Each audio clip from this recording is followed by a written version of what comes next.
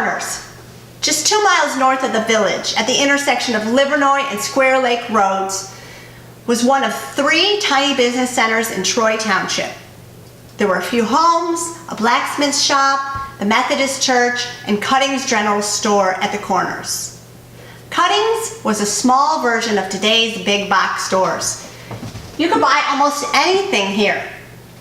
It was also a local post office. Between 1899 to 1931, it was a ticket office for the Interurban, the nickname of a system of electric trolleys in southeast Michigan.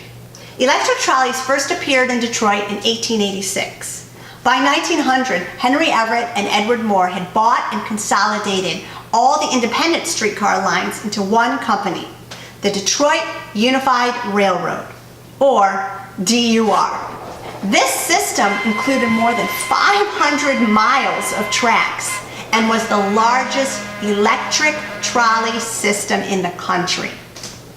DUR lines ran from Detroit to Port Huron, Imlay City, Flint, Farmington, Ann Arbor, and Toledo.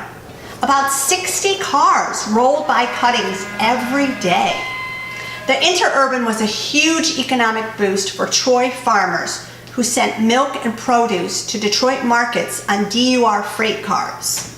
Troy residents caught passenger trolleys that traveled as far north as Rochester, Lake Orion, and Romeo, or south to Royal Oak, where they could transfer to a line that went to downtown Detroit.